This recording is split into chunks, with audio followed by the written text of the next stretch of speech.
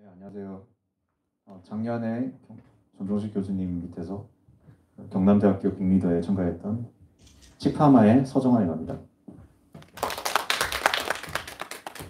저희는 이거 프로젝트가 저희가 9월 3일 날 발표를 했거든요. 9월 3일 날 발표를 하고 그 뒤로 한 달 반 있다가 조금 지나서 저희 창업을 했습니다. 빅리더에서 하던 프로젝트가 그냥 발표로 끝나기 아쉬워가지고 창업을 하게 되었는데요. 먼저 간단하게 저희 회사의 소개를 해드리겠습니다. 저희 회사는 구글이 쓰는 빅데이터를 국밥집으로, 우리 동네 국밥집으로 합니다. 사업을 소개시켜드리자면 저희는 식당이 혼잡도를 예측하고요. 그리고 데이터 기반 운영을 식당에게 제안하는 것입니다. 먼저 마이데이터 사업이라는 이 시장 환경을 먼저 설명드릴게요. 지금 빠르게 성장하고 있고 마이데이터 사업이라는 아시는 분도 계시겠지만 모르시는 분들은 토스 같은 걸 사용하시면은 카카오페이나 거기서 여러분들이 통신비 납부 내역을 내면 신용점수가 좀 더 올라가거든요.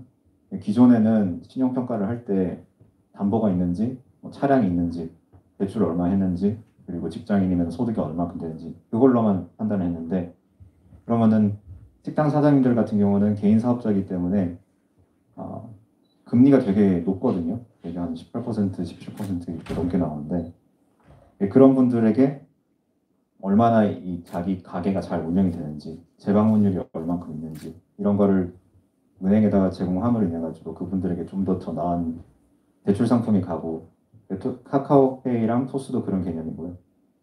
정보화진흥원에서는 이 시장이 30조 원으로 내년에 될 거라고 예상을 하고 있습니다. 그래서 이 새로운 시장이기 때문에 스타트업들이 되게 많이 뛰어들고 있어요. 대표적인 예로 캐시노트를 하고 있는데 이 회사는 2016년에 설립했고요. 한국신용데이터라는 회사 이름이고요. 전반적인 자영업자 모든 분들에게 보편적인 격리 업무를 제공했기 때문에 범용성은 되게 큽니다. 이 정도 투자도 많이 받고 있고요.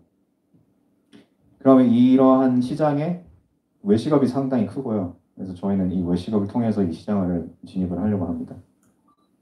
보편적인 서비스가 아닌 저희는 이렇게 수평적인 보편적인 게 아니라 식당에게 솔루션을 제공하는 수직적인 제품 개발을 포커스에 두고 있고요. 왜 식당하는 식당을 하느냐? 식당이 5년 동안 생존하시는 분이 20%밖에 안 됩니다. 식당이든 소상공인들 분들 창업을 하시면은 대부분 70%는 폐업을 하시거든요. 그래서 그런 분들을 좀 너무 감으로만 장사하시는 분들을 좀 도와드리고자 합니다. 이 외식업이 안고 있는 문제점은 어떤 거 있냐? 감으로 장사를 하시니까 언제 손님이 올지 예측이 힘듭니다. 그래서 이러한 뒤에 배경에 보시면 수육이 있는데 이거를 2시간 정도 삶아야 되거든요. 근데 30분 이내로 나가야 된답니다. 그래서 미리 삶아놓고 나중에 손님이 후에 오면은 되게 맛이 없다고 하시더라고요. 그리고 아까 설명드렸다시피 이분들은 대출 받기가 상당히 힘듭니다. 그 리모델링 경우에 프랜차이즈 가맹점 같은 경우는 1, 2년에 한 번씩 리모델링을 해야 되는데 거기에 드는 비용이 되게 1,000만 원에서 2천만 원 정도 됩니다. 물론 목돈이 나가겠죠. 이러한 솔루션을 저희는 수익성을 좀 상승시키도록 하고요. 계절별, 요일별로 음식이 상관성이 있는 게 연관성이 있는 게 서로 다른 걸 저희가 알아냈고요. 여기서 아쉽게도 제가 데이터나 어떤 식으로 모델링을 하는지는 현재 저희 변리사님께서 공지를 좀 안 해달라고 그러니까 등 심사까지 그래서 너무 간략하게만 설명드리겠습니다. 이렇게 하여서 식자재를 효율적으로 식자재나 인건비를 효율적으로 절감을 할 수 있고요. 그리고 이분들의 신용도도 상승됩니다. 네, 현재 저희가 제품 개발 중에 있는 프로덕트이고요. 그리고 최근에 저희가 하게 된 게 원가 절감이라고 있는데 이것도 저희가 시장 조사를 많이 하다가 알게 되는 겁니다. 육개장을 한 그릇 시켜주시면은 거기 반찬도 들어가고 육개장 한 그릇 만드는데 토란도 들어가고 그리고 고기도 들어가고 무도 들어가는데 그러면은 무를 키로당 얼마에 사오시는지 그러면 이 한 그릇에 무가 얼만큼 들어가는지, 반찬에는 또 뭐 풋고추나 쌈장이 나가잖아요. 풋고추가 두 개가 이게 몇십 원 정도 하는지. 그럼 되게 국밥이 8,000원, 9,000원 정도 한다면 7,500원? 거기에서 원가를 갖다 35% 이내로 잡아야지 이분들이 가게를 영위를 할 수 있습니다. 근데 대부분 상당 부분들이 이걸 못 하시고 계시기 때문에 이 서비스를 저희가 하려고 합니다. 이제 시장 조사를 하게 되면서 우연찮게 수염 20개 출연하신 라면집 대표님 만나뵙고요. 앱이 나오면 꼭 알려달라고 하십니다. 그리고 저는 작년 7월 달이죠. 한참 그 통영에서 리더를 하고 있을 때 저는 BM이라고 전종식 교수님께서 말씀하셨는데 BM이 뭔지 몰랐거든요. 그만큼 저는 창업에 생각이 없었다가 이 프로젝트를 통해 가지고 하게 됐습니다. 현재 저희와 함께하는 고객사하고 두 개 가맹 본부에 저희는 데이터가 월별 42만 건 정도가 쌓이고 있습니다. 이런 질문을 제가 많이 받고 있고요. 이미 프랜차이즈 하고 있잖아요. 창업 발표 같은 데 나가면은 하는 것도 있습니다. 대기업은 하죠. SPC 파리바게트 같은 경우는 날씨 지수를 이용해 가지고 얼마만 가맹점주분들이 주문을 넣어야 되는지. 근데 보시다시피 상당수의 프랜차이즈는 중소기업들이 많습니다. 이런 중소기업들은 빅데이터 팀을 꾸리기 힘듭니다. 이건 실제 저희가 인터뷰를 해본 결과 빅데이터 말은 많은데 어렵고 어떻게 해야 될지도 모르겠고 누구랑 얘기해야 될지 모르겠다고 하십니다. 그래서 저희 경쟁사들은 대부분 이게 다 스타트업들이고요. 다른 경쟁사들은 카드 총액만 가져오는 반면에 저희는 포스기에서 판매 내역을 가져오기 때문에 그랬기 때문에 저희가 원가 계산이 가능하고요. 대신에 저희는 뭐 이장원 이런 건 아니겠죠. 그래서 저희 시장은 딱 타겟팅이 붙게 되어 있고요. 저희 레비뉴 프로젝션이고요. 저희는 이 얼마나 식당이 복잡해질지를 바탕으로 해서 나중에 정수 프로그램을 써가지고 직원 스케줄링을 최적화하려고 계획이 있고요. 그리고 식자재 마트와 연동을 하여서 B2B 플랫폼으로 현재 보니까 대구에서 장보고 마트를 하고 있는데 거기서도 제가 깜짝 놀랐던 게 사람 인해서 데이터 사이언스를 채용을 하더라고요. 거기도 주문 같은 걸 하려고 하니까 그리고 매장 손님들 상대로 B2C로 확장을 하고 있습니다. 저희 팀원들입니다. 현재 여기 정민재 씨 별명은 칼퇴장이고요. 막차 타고 팔채를 하는 거 좋아하셔가지고 오셨고 정민재 씨 같은 경우는 영어 교육과를 하다가 나중에 무역학과로 전향해서 작년 빅리더에서는 코트라랑 같이 프로젝트를 했습니다. 그래서 저희 데이터 사이언스 잘하는 거북목 5명이고요. 머신러닝 담당하고 데이터베이스 담당하는 친구들은 지금 현재 AWS 교육을 받고 있어요. 아쉽게도 참여를 못했고 저희 식탐의 미션은 식당 사장님들 퇴직금 부어가지고 식당을 차리십니다. 근데 그런 분들이 가게 운영을 더 편리하게 효율적으로 하는 것입니다. 사운드가 안 나오네. 그리고 대외 활동은 빅리더를 출발을 해서 이렇게 쭉 이어나왔고요. 그리고 저희가 빅리더 때부터 어땠는지 사진과 함께 보여드리겠습니다. 이게 첫 아이디어 탄생 순간이고요. 맥도날드에서 새벽 1시였습니다. 그리고 저희 식파마는 식파르스 마그나는 라틴어에서 나왔고요. 이때 이 사진을 갖다가 제가 영국 친구한테 보내줬는데 영국 친구가 이걸 답변을 하더라고요. 이게 뭐냐? 라틴어는 모르니까. 이런 뜻이라고 하더라고요. 위대한 것은 작은 것에부터 시작된다. 그래서 저희 식파마가 이때 새벽 1시에 탄생했습니다. 그리고 아이디어는 여기 보시면은 마스크 쓰고 계시는 여성분 김 부장이라고 불렀는데 김나래 씨 이분께서 카페 아르바이트를 하다가 식당이 카페에서 문을 닫으려고 하는데 갑자기 손님들이 너무 많이 몰렸대요. 예상치도 못했는데 너무 많으셔가지고 줄 서다가 옆에 다른 카페로 가시고 나중에 알고 보니까 그때가 매월 정산하는 날이었다 그러더라고요. 근데 그 카페 주인분도 그렇고 그걸 모르셨대요.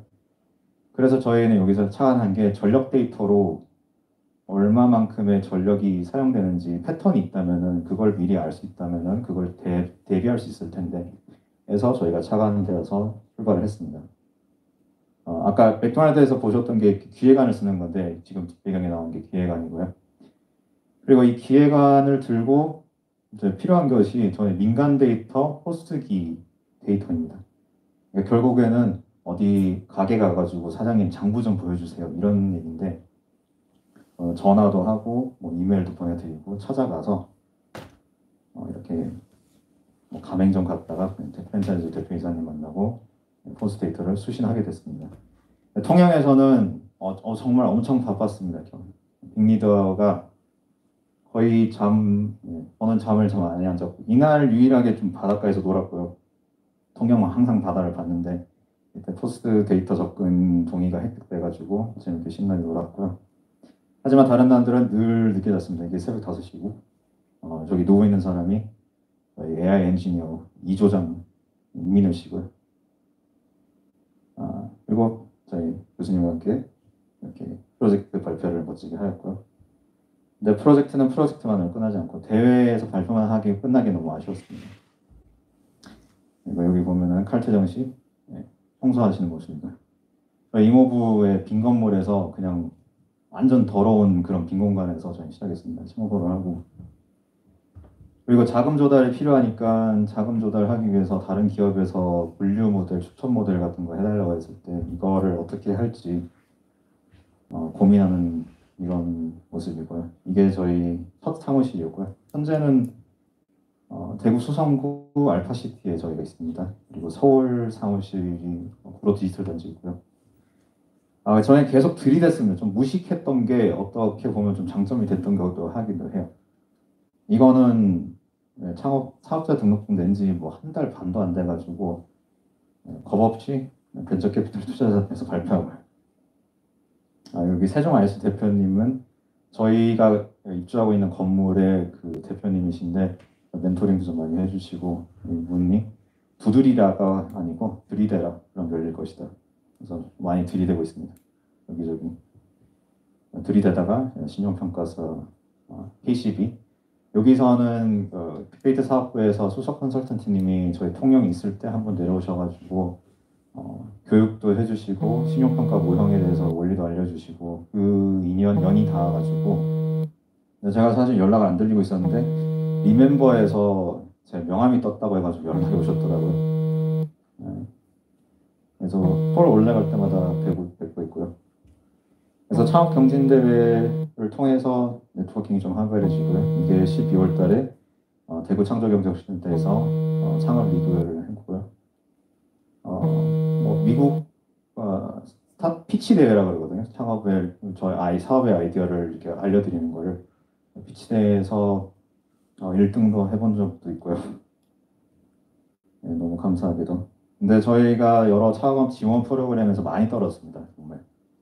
얘기도 많이 내봤고 사업계획서라는 걸 어떻게 쓰는지도 모르겠고 어떻게 하면 저 뜻을 잘 전달할지도 몰랐는데 여러 개 많이 하다 보니까 이윽고 4월 달쯤부터 하나하나씩 이제 합격이 됐고요.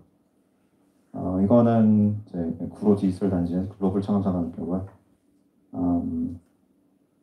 이때 저희 그 빅리더 출신 중에서 현재 중소기업 벤처진흥공단에서 일하시는 분이 있는데 그 중기부 장관님 나오신 뉴스 기사 스크랩하다가 여기 저랑 저 AI 엔지니어가 눈에 보여가지고 어떻게 된 일이냐고 제가 합격했다 그럽니다.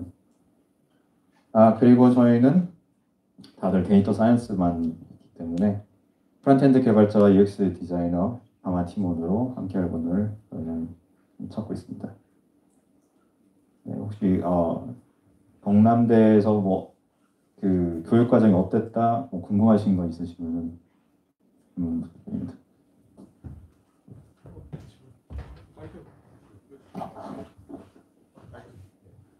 네, 저희가요. 이 시간 이후에 질의응답이 좀 시간이 있어요. 그래서 대표님이 이제 어차피 Q&A 하시면서 같이 진행했으면 할 것 같아서 제가 나왔고요.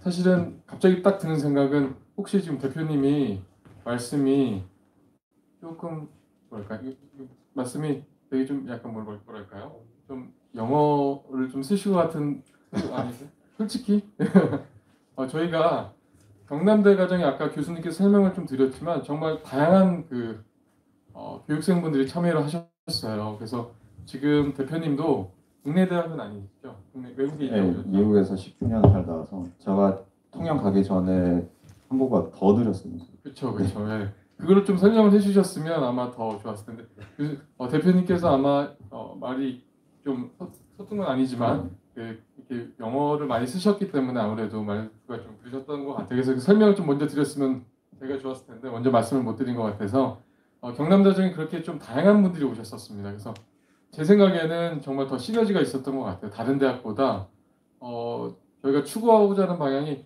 정말 그 개발자만 있으면 안 되거든요. 프로젝트 할 때. 뭐 사회학과 출신도 있으면 좋으시고 그 안에 다 각자 역할이 또 다양하게 맡아져서 실제 프로젝트가 결과물이 나올 때 정말 그분들이 각 역할들이 어우러졌을 때 정말 제대로 된 품질의 이제 결과물이 나와요. 근데 지금 시퍼마도 아마 마찬가지였을 겁니다. 개발하신 분들 계셨고 실제 개발자 아니신 분도 계셨어요. 전공자 아니신 분들도 구성이 되게 다양하게 있었다는 걸 좀 제가 한번 부연으로 설명을 좀 드리고요. 질문을 한번 제가 먼저 저희가 그 사전 질문을 좀 받았어요. 그래서 사전 질문 중심으로 해서 좀 질의응답을 진행하겠습니다.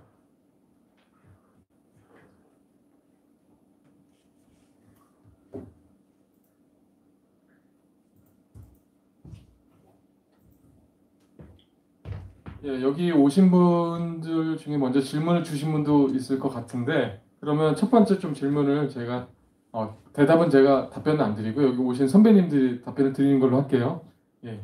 첫 번째는 실무에서 많이 사용하는 데이터 툴은 어떤 것이 있나요? 실제 지금 개발도 많이 하시고 진행하고 계시니까 한번 답변해 주시면 좋을 것 같습니다.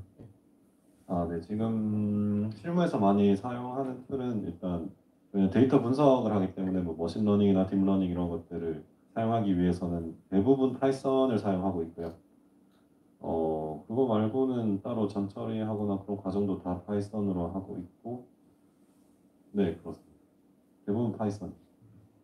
아쉽게도 그 데이터베이스 관리하시는 분이랑 네 그리고 아까 영남대에서 있었던 그 강디에이 분 통계학과 나와가지고 별명이 강디에이 EDA를 워낙 좋아해가지고 지금 다들 AWS 수업 듣는다고 그 제가 설명드릴 수 있다면은 뭐 기본 언어는 다들 아시다시피 파이썬이고 툴이라는 게 뭐 라이브러리 도구를 네. 말씀 분석 아까 말씀하신 파이썬 네. 그리고 저희가 방법을 찾다가는 R에서 쓴 논문들도 있거든요. 통계학 쪽에서는 R을 좀 많이 쓰다 보니까 그래도 그러니까 뭐 코드는 달라도 저희가 거기서 들어가는 원리, 그러니까 저희는 얼마나 그러니까 코드를 뭐 예쁘게 짜냐 이것도 중요하지만 서로 협업할 때 코드 함수 선언하는 것도 서로 팀 내부에서 이게 맞아야 되거든요. 그리고 GitHub으로 코드를 올려가지고 그러니까 매번 뭐 카톡으로 이렇게 보내지 않고 그런 쪽으로 업무 협업을 하고 있고요. 그리고 협업 툴에 서로 의사소통을 위해서 노션 많이 쓰고 있고요. 그래서 팀을 해서 돈은 좀 많이 나오더라고요. 한 달에 6만 원 정도 나오던데. 그리고 또 미로라는 것도 쓰고 있고요. 미로가 시각적으로 표현하기 되게 좋고요. 그래서 고객사한테 가져갈 때 결과물을 저희는 엑셀 가지고 이렇게 그래프가 오르락 내리락 하는 이런 인터페이스도 만들어 보여드리고 PPT로도 한번 만들어 보여드리고 미로를 작성해서 만들어 보이기도 하고 이러한 과정을 통해 가지고 결과적으로 마지막에 어떤 UX를 모바일에 담을까 이런 고민들을 하고 있고요. 분석은 네 파이썬에서 하고 그리고 저희가 길 건너편에 대구시 그 대구산업진흥 디지털진흥원 빅데이터 활용센터가 있는데 거기 가서는 뭐 아시다시피 그 센시티브한 인포메이션은 가상환경에서 그 내부에서만 보게끔 할 수 있고요. 뭐 궁금하신 거 있으신가요? 아마 대표님이 되게 자세히 설명을 해주셔가지고 다 답변이 됐을 것 같습니다. 제가 보니까 아마 그 실제적으로 이제 분들이 이제 프로젝트 할 때 쓰는 그 분석들이 어떤 건지만 아마 궁금해하셨던 것 같고요. 대표님은 또 이제 이거를 사업화까지 가려면 실제 이거를 보여줘서 아까 말씀하신 것처럼 벤처기업도 선정이 돼야 되려면 또 많은 것도 준비를 해야 되잖아요. 창업하면.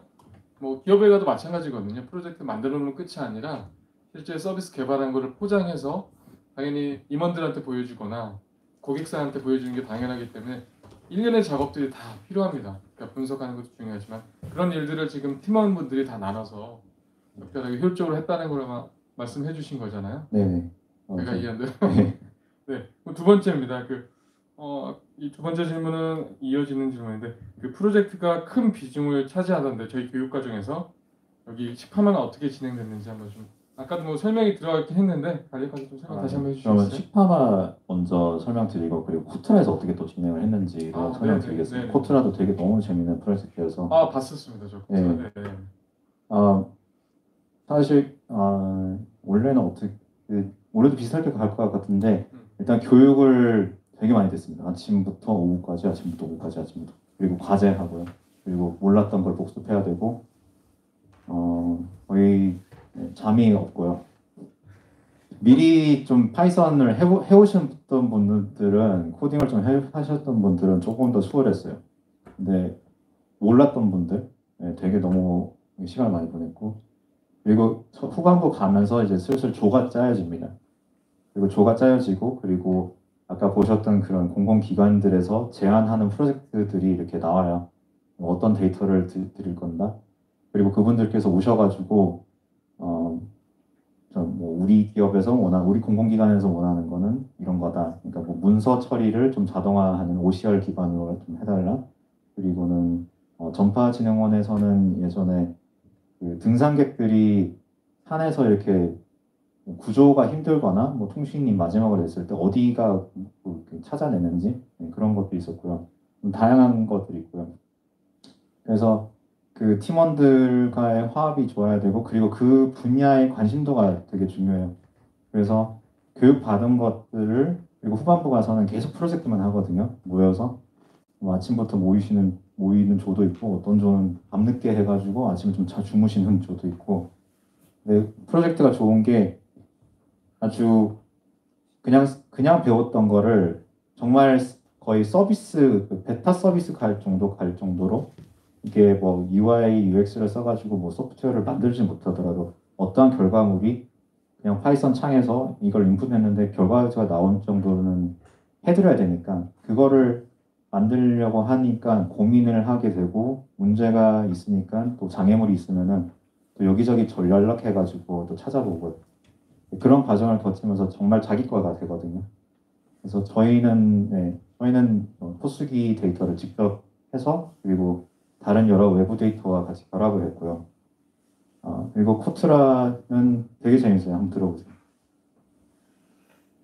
할 때는 많이 힘들었는데 재밌다고 봐주셔서 감사합니다. 저희는 이제 코트라로부터 이제 수출 데이터를 받았어요. 그냥 칼럼들 그냥 품목이 있고 국가 수출 국가 수입 국가 이런 것들이 있었고 이제 HS 코드라고 제품을 나타내는 고유 코드가 있는데 그런 것들을 받아서 이제 해외 시장에 이 HS 코드를 입력을 하면은 이 제품은 어떤 시장에 잘 수출을 하는 게 좋겠다라고 추천해주는 서비스를 제작을 해달라고 요청을 받았었는데 이제 그 실제 수출 데이터를 가지고 하기에는 조금 통계적으로밖에 접근이 안 돼서 뭐 머신러닝이나 딥러닝 그런 기법들을 사용하기가 힘들 것 같다라는 판단이 돼서 이제 저희는 리뷰 데이터를 수집했습니다. 그래서 리뷰 데이터를 그 중에서도 화장품 리뷰 데이터를 수집을 했는데요. 그래서 화장품 리뷰 데이터를 글로픽이라는 사이트에서 크롤링을 직접 해서 실제로는 한 50만 개 정도 리뷰를 수집을 해가지고 이제 그것들을 자연어 처리를 하고 이제 워드 임베딩이라는 머신러닝을 사용해서 이제 리뷰들이 각각 어떤 지표를 나타내는지 이제 폼 클렌징이라고 하면 이제 기능성인지 제형을 나타내는 건지 향을 나타내는 건지 그런 식으로 분류를 하고 이제 BERT라는 딥러닝 모델이 있습니다. 이제 그거를 긍부정으로 나타내는 건데 카테고리별로 그 기능성인지 제형인지 향인지를 구분을 하고 이제 긍정 부정을 분류를 한 다음에 이제 그것들을 지표로 나타내서 이제 한국 시장에서 그런 것들을 수집을 하고 이제 베트남, 미국, 일본, 말레이시아, 태국까지 그렇게 수집을 다 해서 이제 그것들의 리뷰를 그 태국의 리뷰와 한국의 리뷰와 비교를 하고 한국과 이제 아까 말씀드렸던 5개 국가들의 리뷰를 다 탑 30 제품의 리뷰를 다 분석을 해서 비교를 한 다음에 겹치는 부분이 많은 것들, 겹치는 부분이 많은 국가에 수출을 하는 것이 좋겠다라고 그런 식으로 제작하는 서비스를 이제 제작을 하였었습니다. 작년에 저도 프로젝트 평가 한번 같이 참관해서 봤을 때 굉장히 인상이 좀 깊었고요. 사실은 그 작년에 그 저희가 최종적으로 대학별 컴피티션 할 때 1등했던 경기대 팀이랑 약간 저는 비슷한 그런 좀 프로세스로 좀 진행하신 것 같더라고요. 되게 아쉬웠어요. 그래서 아마 마지막 최종으로 나오셨었더라도 굉장히 좋은 평가를 좀 받을 수 있었었는데 경남대 자체 그 컴피티션이 워낙 치열했어가지고 그 안에서 좀 선정이 안 됐던 게 조금 제가 좀 아쉽더라고요. 한번 말씀을 전해드리려다가 아마 못 드렸을 텐데. 감사합니다. 그래서 그 제가 사실 질문은 프로젝트가 어떻게 차지하는 비중에 대해서 얘기 드렸는데 저희가 이 교육 과정을 하는 그 이론 실습하는 과정 이유가 사실 이 프로젝트를 마지막에 이렇게 도출하기 위함이라고 한번 보시면 될 것 같아요. 그러니까 단순히 학기 중에 시험을 보기 위해서 뭐 이런 실습을 하는 게 아니고 이 프로젝트 최종 산출물을 도출하기 위한 어떠한 그 방법을 배운다, 활용 도구를 배우고 실제 적용한다라고 생각하시면 될 것 같아요. 이번 질문 답변은 그렇게 명확하게 좀 되면 좋을 것 같고요. 세 번째는 이건 그 선배님들마다 다 다르겠지만 사실은 그 경남대 과정 외에 사실 저희가 취업 프로그램도 같이 연계된다고 있어요. 근데 지금 바로 창업을 하셨기 때문에 이따 아마 일자리 연계 프로그램은 같이 안 하셨었죠, 저희 팀은. 네. 안 했었습니다. 그 저희가 일자리 연계 프로그램은 그 자율적으로 진행돼요. 그러니까 교육과정 끝나고 9월부터 12월까지 학기에 이제 참여하시기 때문에 강제적으로 진행하는 건 아니고요. 온라인으로 많이 진행했었어요.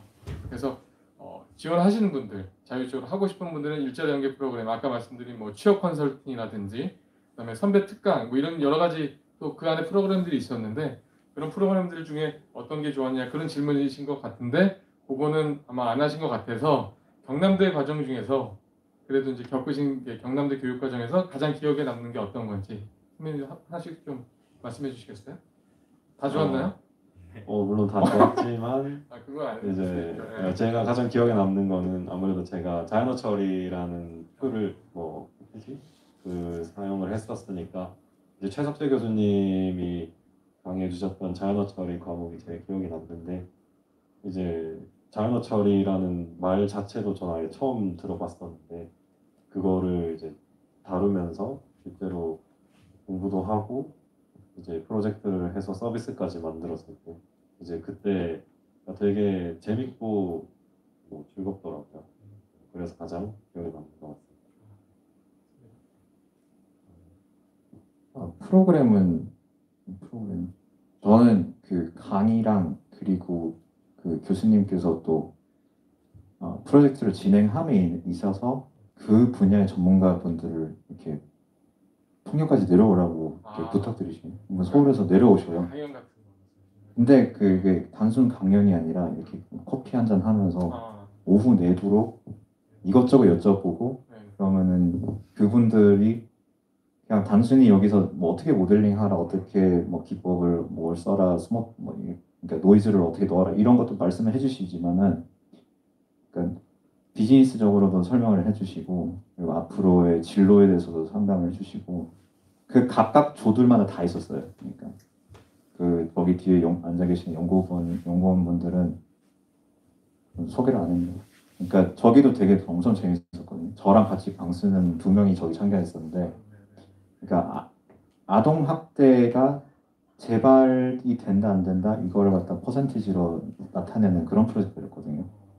그러니까 저기서도 자연어 처리를 해가지고 여기에 그 문경록 씨라고 자연어 처리 정말 잘하는 분이 있었는데 그분이 이제 PM을 맡았고, 그리고 이미 그 기업에서 개발자로 일하시던 분이 이제 프론트 엔드를 맡으시고 이렇게 서버 실제로 여기다가 아동이 그 일기를 쓰는 거에 대해서 뭐 굉장히 물론 정확도가 엄청 뛰어나지는 않지만은 그러한 아이디어 쪽으로 접근한 것들 그러면은 거기 사회보장정보원에서 내려오세요. 그리고 같이 아이디어를 회의를 하고 제가 알기로는 모든 조들이 다 그런 멘토링과 멘토링뿐만 아니라 이 프로젝트를 어떻게 더 발전시킬 수 있는지 그 기업에서 나오신 분, 공공기관에서 나오신 분들과 같이 하는 자리가 있었거든요. 저는 그게 제일 기억에 남습니다. 네, 저희가 올해도 경남대 과정도 당연히 올해 이렇게 진행될 거고요. 다른 대학교 교육 과정도 이와 유사하게 산학으로 진행됩니다. 그러니까 말씀하신 대로 현업에 계신 회사 실제 프로젝트를 가지고 오셔서 같이 논의할 거고요. 심지어 또 그 회사에 가서 같이 프로젝트를 진행도 하는 한 대학 과정도 있습니다. 교육 과정도. 그러니까 여러분이 실제 현업에서 경험한 거나 실제 어떻게 이 프로젝트 진행할 때 그 절차들 몸소 느낄 수 있게 그래서 저희가 가능하면 지향점이 산학 프로젝트라는 게 뭐 단순히 이제 와서 멘토 역할을 한 번만 하는 게 아니라 지속적으로 아까 말씀하신 대로 소통하면서 이게 어떻게 진행돼야 될지도 조언을 주고 실제 프로젝트 완성될 때까지도 같이 하는 그런 거를 저희가 경남대뿐만 아니라 다른 학교도 진행하고 있다 말씀을 좀 드리고요. 다음 질문으로 말씀을 드릴게요.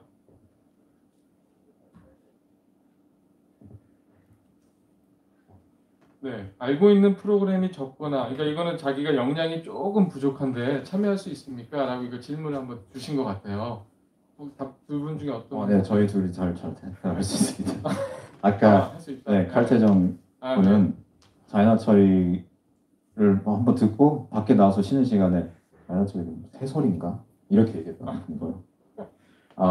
네. 저희가 사실 올해 데이터 관련 전공으로 좀 이렇게 틀을 잡았잖아요. 근데 아마 저희 홈페이지 보시면 자격 요건 중에 데이터 관련 전공자가 아니더라도 이 부분에 대해서 선수 과목을 했거나 파이썬을 다뤄본 사람이면 일단 지원할 수 있게 열어놨어요. 경남대 과정도 마찬가지입니다. 그래서 여러분이 교수님께서도 아까 설명을 해주셨겠지만 실력도 중요하고요. 해본 경험도 중요한데 제 생각에는 열정과 의지가 어떻게 보면 지원서 쓰실 때도 굉장히 중요하다. 그 부분을 꼭 잊지 마시고 지원서에도 꼭 그 부분에 어필을 할 수 있으면 참 좋을 것 같아요. 내가 미비할 수 있습니다. 실력이 부족할 수 있는데 그거는 잘하는 사람이 당연히 있고요. 지금 말씀하신 건 팀워크이기 때문에 그걸 다 커버할 수 있는 같이 팀원들이 있기 때문에 걱정하지 않으셔도 될 것 같아요. 네. 더불어서 질문 갑자기 주실 수 있는 질의응답 혹시 지금도 진행되고 있거든요. 혹시 질문 있으세요 혹시? 네, 바로 네. 제가 사실 눈빛이 저한테 질문을 할 것 같은 눈빛을 한번 제가 말씀드려서 주시겠어요? 네, 안녕하십니까. 메디컬 IT 융합공학과 4학년 유성현이라고 합니다. 메디컬 IT 융합공학과. IT 융합공학과 예, 의료 쪽인가요? 네, 의료 쪽 의공학과라고 생각하시면 됩니다. 네네네. 예, 제가 궁금한 점이 있는데 다양한 공공기관이 있었는데 네. 공공기관들과의 매칭 방법이랑 또 그다음에 프로젝트를 하기 위한 조편성에서 방법이 조금 자세히 궁금한데 그 부분에 대해서 설명해 주실 수 그럼 있으신지. 교수님께서 답변을 해주시면 게 좋을 것 같은데요. 프로젝트 관련돼서는 답변 잘 드릴게요. 무슨 과라고 그러셨죠? 메디컬 IT 융합공학과입니다. 잠깐 저희가 굉장히 다양한 과의 학생들을 하는 게 목적이에요. 저희가 공대나 잘하는 친구들만 하는 게 목적이 아니라 굉장히 다양한 관심 분야가 다 다르거든요. 그래서 저희가 지향하는 바는 굉장히 좀 다릅니다. 여기 보시면 빅리더 단넷이라고 들어가시면 이렇게 그동안 진행했던 것들이 좀 쭉 나와 있거든요. 데이터 프로젝트 확보하는 게 장난이 아닙니다. 말씀을 제가 아직 안 드렸는데 작년에도 14개 이 프로젝트 하기 위해서 100개 프로젝트를 검토를 했습니다.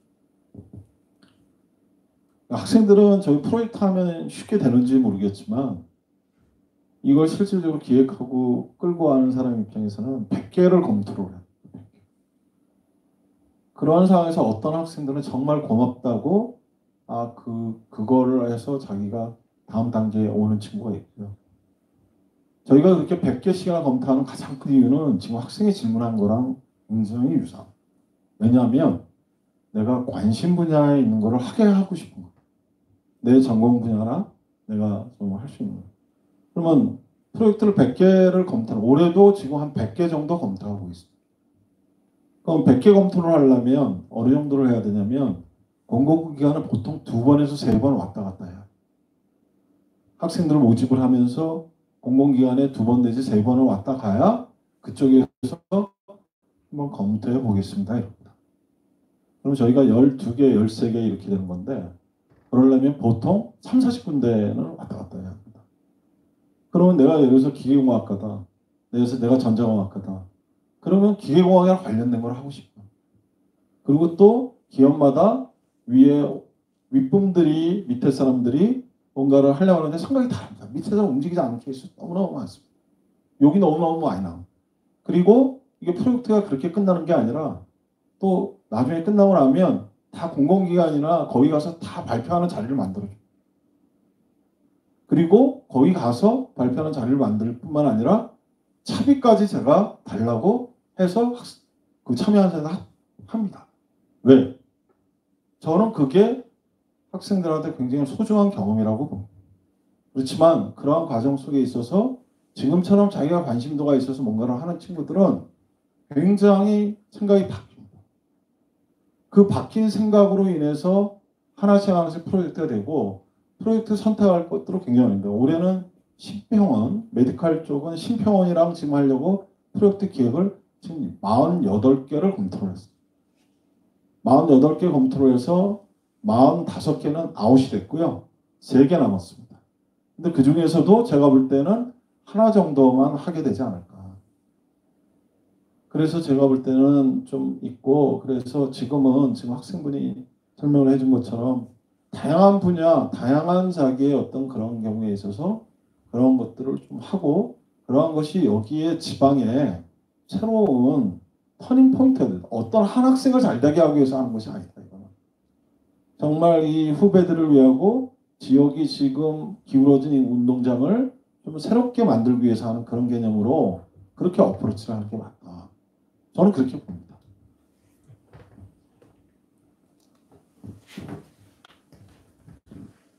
예, 답변 드리는데 이해가 되셨어요? 네, 감사합니다. 네네네. 선생님 감사합니다. 자세한 설명해 주셔서 저도 다시 한번 확인했고요. 질문이 몇 개 다시 한번 보겠습니다.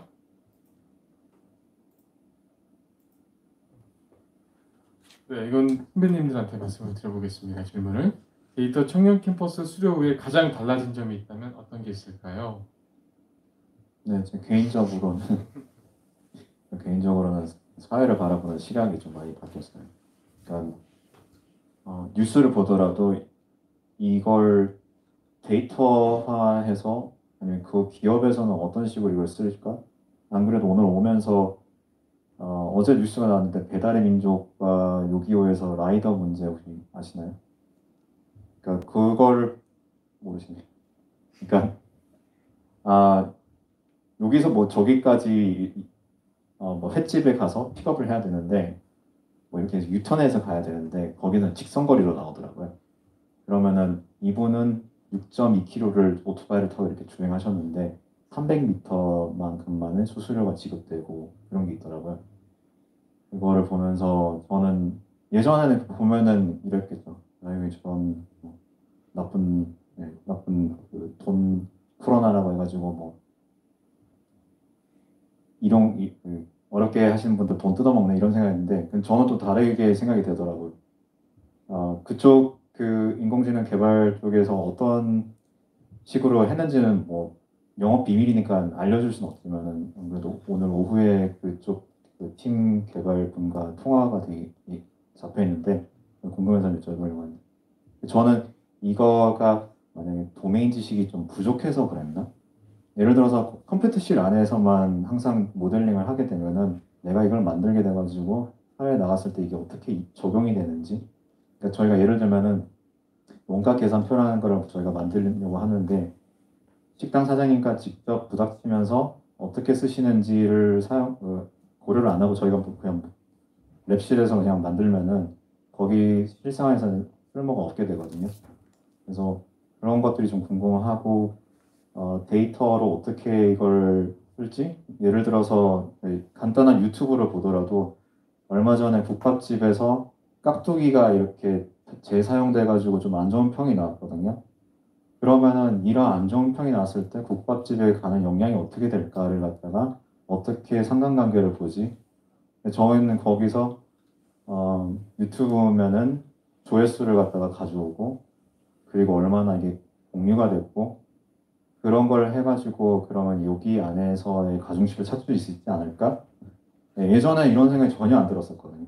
네, 되게 그 빅리더를 거치고 나니까 바라보는 시야가 그런 쪽으로 제가 좀 바뀌어져 있더라고요.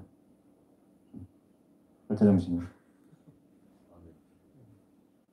뭐 저도 비슷한 의견인데 저도 시야가 많이 달라졌다고 느꼈어요. 왜냐면은 저는 뭐 무역학부 출신이고 이제 뭐 영어 교육과를 다녔어서 영어나 무역도 이제 비슷한 맥락이라고 생각을 했어요. 코딩이나 이런 데이터 분석 능력도. 왜냐면은 무역 같은 경우도 제가 무역을 한다고 하지만 이제 무역을 할 때 어떤 제품을 무역을 할지가 필요한 거잖아요. 그런 것처럼 제가 만약에 도메인 지식이 이제 뭐 기계 쪽에 뭐 스마트 팩토리에 뭐 철강 쪽에 있으면은 이제 무역이라는 도구가 추가가 돼가지고 이제 철강을 가지고 무역을 할 수 있다 이런 것처럼 이제 데이터 분석이라는 것도 도구로서 이제 제가 가진 도메인 지식을 가지고 이제 이 도메인 지식을 데이터 분석에 활용을 할 수 있다. 이제 그런 식으로 해서 이제 시야가 되게 넓어졌었어요. 예. 대체적으로 선배님들이 아마 교육을 받고 난 점 이후에는 아마 안 보이던 것이 보인다는 그런 의미인 것 같아요. 그러니까 좀 더 관심 영역이 이제 좀 더 이제 경험을 해봤기 때문에 분석도 해봤고 서비스도 개발도 해봤기 때문에 실제 뭐 뉴스나 언론 보도를 보고서도 이를 통해서 내가 어떤 문제를 한번 해결해 볼 수 있지 않을까 이런 생각까지도 들 수 있는 것 같아요. 그러니까 지금 프로젝트도 어떻게 보면 문제 해결형이거든요. 내가 어떻게 이걸 해결할 수 있을까? 그럼 어떤 데이터가 필요하고 어떻게 해서 조절하고 어떻게 그러니까 이런 것까지 모든 걸 한번 데이터 총력 캠퍼스를 경험하면 좀 더 자기 몸 습득하기 때문에 뭔가 좀 해낼 수 있는 나도 트라이해서 이제 할 수 있다라는 걸 좀 아무래도 실력을 키울 수 있는 기회가 아닌가. 제가 청년 캠퍼스를 직접 이렇게 해보진 않았지만 수료생분들이나 선배님들 얘기를 들어보면 대부분 이렇게 자기가 경험했던 얘기가 비슷한 것 같아요. 내가 좀 더 업그레이드 됐다, 좀 시야각이 넓어졌다, 인사이트가 넓어졌다, 뭐 이런 식으로 다 말씀을 해주셨기 때문에 아마 이거는 아마도 이렇게 정답이다. 해보면 이렇게 나도 될 수 있다라는 걸 여러분한테 말씀을 드리고 싶고요. 그리고 마지막 질문에 이제 이 스펙은 사실은 이거를 선배님들한테 스펙이 좋았냐 나빴냐 물어보는 건 좀 그렇고요.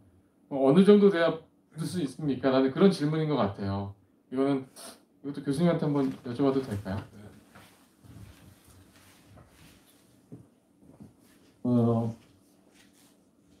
저는 제일 중요하게 여기는 거는 카톡 할 수 있으면 다 된다고. 무슨 얘기냐면 컴퓨터는 익숙하지 않아서 못하는 거거든요. 그러니까 자기가 열이랑 의지가 있으면 좋은데 실질적으로 데이터 청렴 캠퍼스 합격에 필요한 스펙은 컴퓨터적인 지식이 좀 있으면서 자기가 좀 해봤고 정말 얼마나 열심히 하려고 하느냐.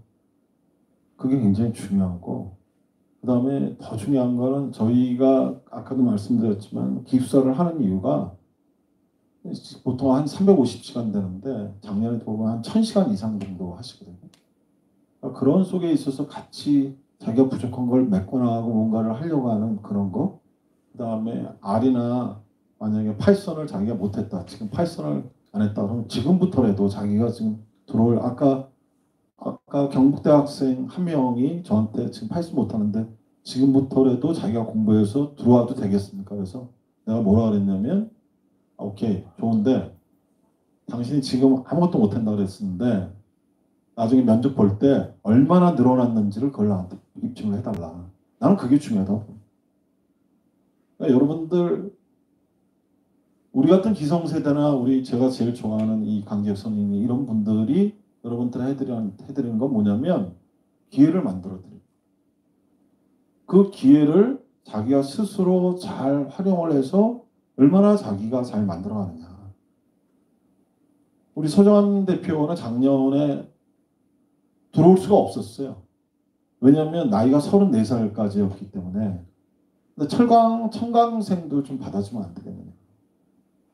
그래서 연락도 왔고, 의지를 보고, 이 친구를 좀 청강생으로 받아줘서 하는 게 맞겠다. 저는 그렇게 보는 거예요. 그런 것처럼 스펙이라는 거는 자기 자신에 대한 애정이라고 봐요. 그걸 얼마나 자기가 잘 메꿔 나가고, 특히 지금은 컴퓨터에 파이썬을 하는 거니까 파이썬 쪽으로 지금부터 열심히 해라. 면접을 통과를 해라. 그리고 와서 이 서정환 대표가 오늘 얘기도 많이 했지만 굉장히 창의력과 문제 해결 정도, 문제를 문제로 보시지 마시고 문제를 기회라고 보시면 돼요. 그러면 자기가 새로운 기회가 열린다. 그런 자세가 되게 중요하다. 그래서 셀프 드리븐 하는 애터튜드가 엄청나게 중요하니 그런 면에서 자기가 지금부터 하나씩 하나씩 준비를 해나가라. 이 말씀을 좀 드리고 싶습니다.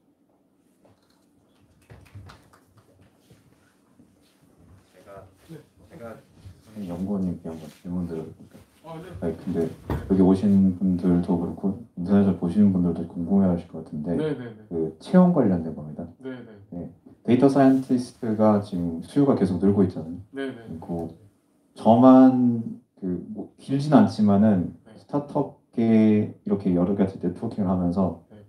주로 보는 게 이런 대표님들 아이디어가 되게 있으세요. 이런 걸 또 만들고 싶다. 그리고 뭐 학습 툴인데 학생이 어떻게 틀렸는지까지 알려주는 거를 갖다가 AI로 풀고 싶다. 근데 그런 분들은 AI를 하시진 않으시고요. 그러면은 그런 AI 개발자를 데리고 와야 되고 하는데 작년까지만 해도 올해는 어떤지 제가 여쭤보려고 하는데 대부분 석 박사가 있어야지 데이터 사이언티스트로 채용된다고 저도 그렇게 알고 있었거든요.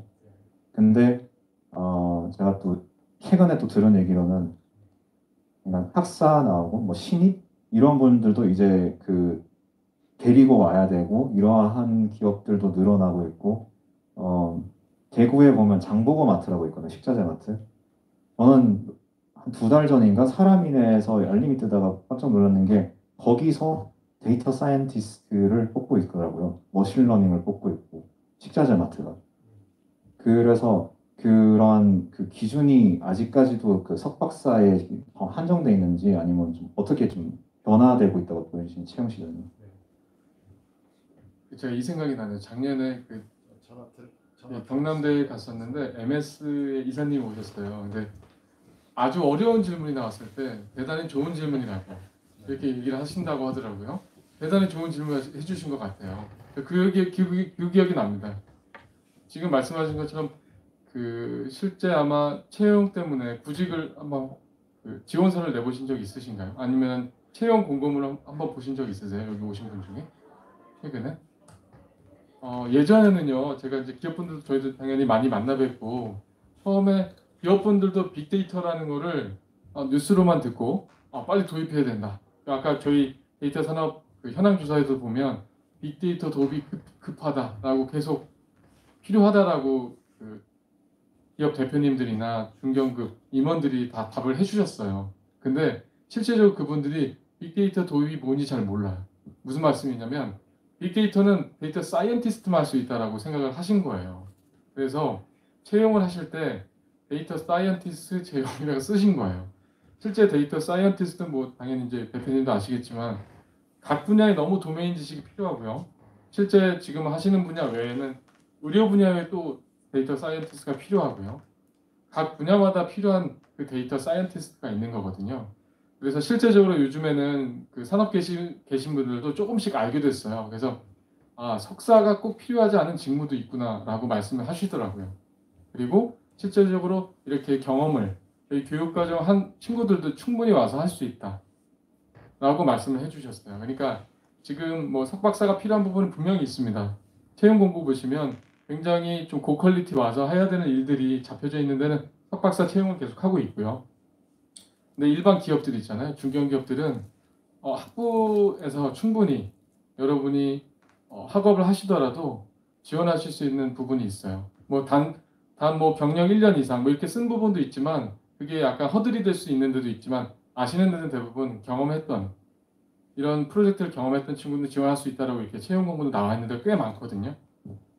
그래서 요즘에는 데이터 사이언티스트라고 하지 않고 뭐 워낙 저희가 이제 국가적으로도 뉴질 사업하면서 데이터 라벨링 사업도 굉장히 많고요. 단순 업무할 수 있지만 그래도 기본 지식이 있는 친구들을 뽑고 있어요. 그러니까 그런 분들도 충분히 저희 교육을 받고 나서 데이터 사이언티스트 급은 아니지만 학부를 졸업하고 나서도 데이터 분야에 취업할 수 있는 곳은 굉장히 많다. 그리고 제가 잡코리아에 계신 분들, 그러니까 지금 잡코리아를 통해서 저희가 계속 취업 동향을 받고 있거든요. 1년에 한 번씩은 받고 있는데 다른 분야는 사실은 그 취업 공고수가 이렇게 올라가진 않는데 데이터 AI 분야는 지속적으로 올라가고 있어요. 그러니까 저희가 지금 뭐 코로나 때문에도 있지만 코로나 때문에 더 올라가는 경향도 있어요. 지금 이런 분야는. 그래서 여러분이 만약에 이쪽 분야를 선택하신다면 그래도 더 밝은 분야라고 좀 말씀을 좀 드리고 싶네요. 네. 잠깐 설명을 너무 잘해 주셔서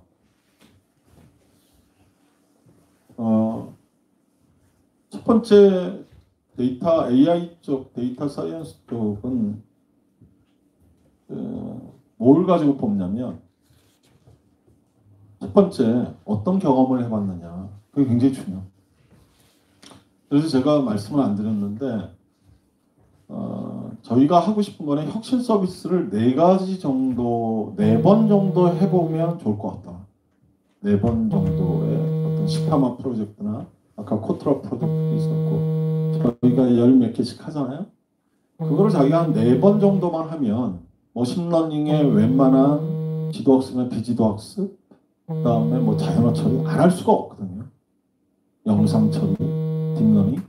근데 이러한 딥러닝까지 좀 하려면 박사까지가 좀 필요로 하더라. 그러니까 고급 인력으로 가서 자기가 돈도 많이 받고 또 실제적으로 이렇게 하려면 박사까지 하라고 저는 권합니다. 저희가 이제 회사도 내고 이제 대학원이 이제 만들어지면 저는 계속 공부하라고 얘기를 하거든요. 왜? 박사를 따기 위해서 하라는 게 아니라 내 자신의 인생의 몸값을 높이기 위해서 하라는 거예요. 정말 공부가 왜 필요한지를 느껴서 하는 거거든요. 학위 따기 위해서 하는 게 아니고. 그 다음에 지금 우리 서 대표가 질문한 학사분들도 지금 들어갈 수 있습니다. 근데 자기가 부족하다는 걸 자기가 느낍니다. 왜? 문제를 해결해야 되기 때문에. 이 문제를 해결을 하려면 다른 데서 가르쳐주는 사람 없어요. 그래서 제일 중요한 건 뭐냐면 오픈 마인드셋이에요. 성장 마인드셋이 엄청 중요합니다. 지속적으로 계속 공부하고 회사 내에서 돈 벌라고 이렇게 아니라 공부하는 세미나를 계속 지속적으로 해야 되고 제가 꿈꾸는 회사는 뭐냐면 직원들이 퇴사하는 회사예요. 실력을 갖춰서. 그런 친구들을 계속 대학원 다니고 공부하고 후배들 가르치고 자기가 성장하고 그러면서 굉장히 커지는 그런 회사들이 대한민국에 있어야 된다. 그러려면 석사, 박사 정도 돼야 고급 어떤 거를 할 수가 있다라는 측면에서 좀 봐주시고 그런 면에 있어서 자기가 캐글이나 이런 데에 닿아가지고 상 받고 장관상 받고 이게 자기의 훈장이거든요. 그러면 공부하지 말라 그래도 하고 혁신 서비스 아까 이제 서도피가 깜짝 놀랐는데 제가 너무 빠른 시간 내에 변해서 저희도 보면 데이터적으로 생각을 합니다. 저 같은 경우도 저거를 어떻게 데이터화해서 어떻게 모델링하고 알고리즘하고 지속가능하게 만들까 저는 그거만 봅니다. 그래서 제가 말씀드리고 싶은 것은 석사 이상, 그러니까 학사들도 물론 취업이 되지만 지속적으로 공부를 하고 자기를 역량을 계속 키워나갈 수 있는 그런 회사로 갔으면 좋겠다. 그런 회사가 스타트업이 되던 저걸 되던 그렇게 했으면 좋겠다. 아마존의 제프 베조스 배사장이 그 단시간 내에 성공할 수 있었던 것은 그런 분위기가 있었습니다. 그래서 저희도 스타트업이 중요한 것이 아니라 기존 기업이 중요한 게 아니라 학사가 됐던 석사가 됐던 이런 친구들이 왔을 때 계속 공부하고 성장하고 그런 분위기를 만들고 그런 스타트업이나 기업들 그러면서 서비스가 만들어지는 그런 문화가 엄청나게 중요하다. 그건 여러분들이 만드셔야 되는 거지 누가 만들어주는 거 아니다. 저 그 말씀 꼭 드리고 싶습니다.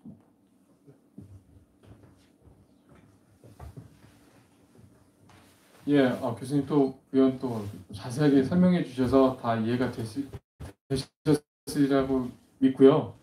마지막으로 저희 선배님도 오셨으니까 마지막으로 이제 오늘 아직 신청하시거나 신청 준비신 예비 교육생분들에게 한마디씩 더 말씀을 드리고요. 저희가 시간이 이제 거의 다 돼서 한마디씩 말씀을 좀 들어보고 마무리하는 시간을 좀 갖도록 하겠습니다. 대표님부터 좀 말씀 혹시 예비 신청 교육생들한테 해주실 말씀 또 후배들한테 해주실 말씀 있을까요? 네, 한마디씩 부탁드리겠습니다. 근데 저는 그거보다 궁금한 게 있으신지. 또 궁금한 게 있어요? 네, 네. 궁금. 질의응답 혹시 있으세요? 더? 여기 이 자리에 왔다는 거는 관심이 있어서 왔다는 네네. 건데. 제가 너무 급하게 끝나려고 해서 죄송합니다. 혹시 음. 있으세요? 질의응답? 질문 있으시면 좀 받도록 하겠습니다. 네. 예. 저는 컴퓨터 소프트웨어과 재학 중인 학생인데요. 이 합격하는데 어떤 다른 스펙이라고 그렇지만 어떤 인적성이나 그런 어떤 비중 같은 게 궁금했고요. 또 하나 더 있는 거는 하는데 좀 어려운 어떤 활동이 있었을 텐데 어떻게 좀 극복하셨는지 궁금합니다. 네. 그 첫 번째 질문은 교수님께서 말씀하신 것 같고요. 그 어려운 점은 어떻게 극복을 하냐? 통영에서 빅리더를 할 때 어려웠던 점은 저희가 구상하는 대로 데이터가 안 들어온다는 게 어려웠습니다. 그러니까 처음에는 전정식 교수님께서 경기도에 있는 배달 앱이랑 그리고 그 식당들이랑 그럼 여기 식당에서 얼마큼 배달이 잘 되는가를 갖다가 새로운 신용평가 모형으로 한번 해보자고 이렇게 말씀하셨거든요. 그렇게 되면은 이 가게 분들이 지금 내가 당장 뭐 담보 낼 것도 없지만은 그래도 다 내가 이만큼 지금 꾸준하게 뭐 배달이 나가고 있다. 돈 갚을 능력 된다. 이런 거를 이제 은행한테 보여주고 신용평가사에게 보여주고 싶은데 아쉽게도 그게 그 매칭이 안 됐어요. 결합을 하려면은 지금은 어떻게 되는지는 모르겠는데 그 당시까지만 해도 정보화진흥원에서만 해주고요. 그리고 뭐 USB로 담아가가지고 뭐 신청해야 되고 뭐 그런 과정들이 있거든요. 결합 말씀하시는 거죠? 네. 결합이죠. 네네. 결합 기관. 네네. 네. 결합. 그런 것들이 힘들고요. 그러니까 또 다른 조들도 되게 많았어요. 그러니까 자기가 생각해서 이쪽 컬럼에서 이 데이터가 있어야지 내가 이런 결과를 내가 가설을 세우잖아요. 이렇게 해야 된다고. 근데 보면 결집치들이 엄청나게 많은 것들이 있고요. 아니면은 근데 그런 걸 아예 못 해가지고 방향을 튼 조들도 있고요. 저희도 그런 케이스고요. 저희도 그렇게 해서 방향을 틀었고 그리고 저희는 우리가 직접 구해보자 이렇게 됐거든요. 그래서 외삼촌네 고깃집에도 전화해보고 저희 그 조장은 부모님 치킨집 하셔가지고 거기도 연락해보고 뭐 여기저기 해가지고 저희가 다행스럽게도 저희는 그 그 프랜차이즈 내부에 있는 모든 결제들을 저희가 다 열람이 가능했어요. 어떤 식으로도 뽑아올 수 있고 되게 운이 좋고 정말 감사했죠 저희는. 그리고 데이터가 적은 경우, 뭐 비대칭인 경우는 이제 해결하는 방법들은 있거든요. 그게 뭐 정확하게는 아니지만 웬만하면 반반 이렇게 해서 학습을 시켜야 되는데 그런 기법들은 스무트도 있고 공부하시면 나올 겁니다. 그런 것들이 기술적으로 데이터가 원하는 게 없을 때 그런 문제점들이 있으면은 여기저기 여쭤보고 아니면 이제 방향성을 틀거나 그랬습니다. 답변이 됐을까요? 더 질문 혹시 있으세요? 혹시 오늘 오신 분 중에 질문을 좀 마지막으로 한번 더 하고 싶다라는 분이 있을까요? 네. 네, 그러면 아까 제가 말씀드린 대로 그 선배님부터 한번 마지막 이제 후배들한테 한번 말씀해 주실 거 한번 듣고요. 마무리 좀 듣도록 하겠습니다. 네. 뭐 마지막으로 드릴 말씀은 일단 저는 일단 그 작년에 했던 그 기회를 통해서 리더를 통해서 그냥 많이 바뀌었어요.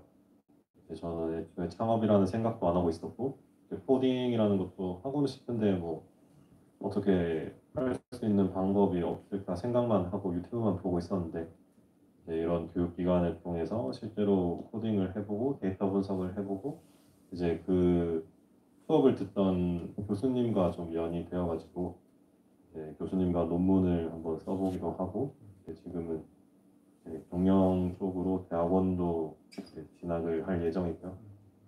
그런 것처럼 진짜 그 2달 동안 짧은 시간이었지만 그냥 제 진로가 완전히 바뀌었어요. 그 정도로 한번 투자해볼 만한 가치 충분히 있다고 생각합니다. 감사합니다. 그 빅데이터, 머신러닝 쪽에 관심이 있으시다는 거는 저가 아까 채용 관련해서 여쭤봤다시피 전망이 좋은 분야이고요. 근데 그 단지 그게 전망이 좋다고 해가지고 거기에 뛰어든다기보다는 이게 메디컬 IT 융합학과잖아요. 그러면은 여기 의료 데이터를 가지고 어떤 걸 만들어내고 어떻게 엔지니어링을 할 거라는 고민을 할 거잖아요. 그런 식으로 제가 생각할 때는 중요한 거는 어떻게 내가 문제를 풀어보고 어떻게 더 사람들에게 더 좋은 서비스를 드리고 이거를 어떻게 사회적으로 문제가 있는 걸 내가 해결해보고 거기에 일한 좀 참여를 하고 싶은 그거가 중점이 되었으면 좋겠고요. 그리고 거기에 전망이 좋은 접근 방법이 데이터가 아닌가 싶습니다. 저는. 예, 오늘 저희 사실은 선배님들 굉장히 바쁘신데 사실은 저희 오전에도 저희 와서 후배들한테 이제 예비 후보 그 교육생분들한테 좀 특강해 주셨고 오후에도 되게 바쁘신데 또 제가 부탁드려서 와서 말씀해 주셨어요. 다시 한번 좀 감사의 말씀으로 박수 부탁드리겠습니다.